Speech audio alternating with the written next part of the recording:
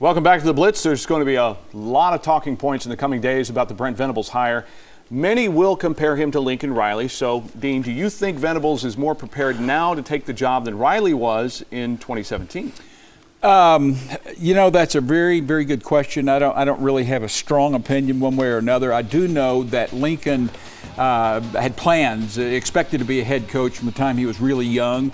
He and I shared the same mentor, Donnie Duncan. Donnie prepared him for this, along with Bob Stoops, preparing him for what the head coaching job would mean. So he had plenty of time to plan on it, work on it.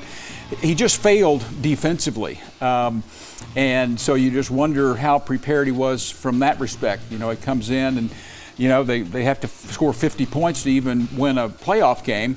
And then you have Mike Stoops, the firing, and then you bring in Grinch and his bunch, and there was some success, but not nearly enough. And John, on the other hand, you have Brent Venables, who I told you earlier, he told me he didn't plan on being a head coach. So I don't know how much of that thought he got into, but it had to have rubbed off some on him to have been around Bill Snyder, Bob Stoops, and Dabo Swinney. So I think by osmosis, Brent was prepared.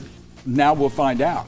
Yeah, I think that he's more prepared than Riley because he's been a part of national championship runs and he's seen how he's seen how that has impacted the program mainly positively, but also what you have to look out for as you try to follow it up and continue that success. He's worked under tremendous coaches in Bob Stoops and Dabo Swinney.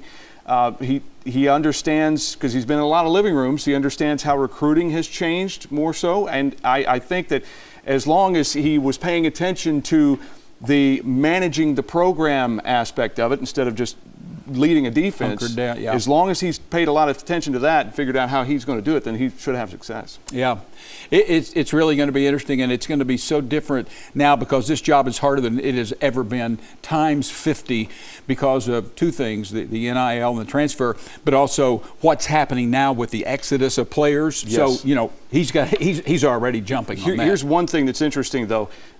Game has slowed. Teams don't run as many plays now, and you haven't had in the Big 12 anyway. You're going to have some elite quarterbacks in the SEC, obviously, but teams are running the ball, maybe working more clock than they were for a while when the point explosion was going crazy and you're having to chase guys all over the place. It's kind of cycling back to a game that was maybe a little more familiar back about 30 years ago. Yeah, it was.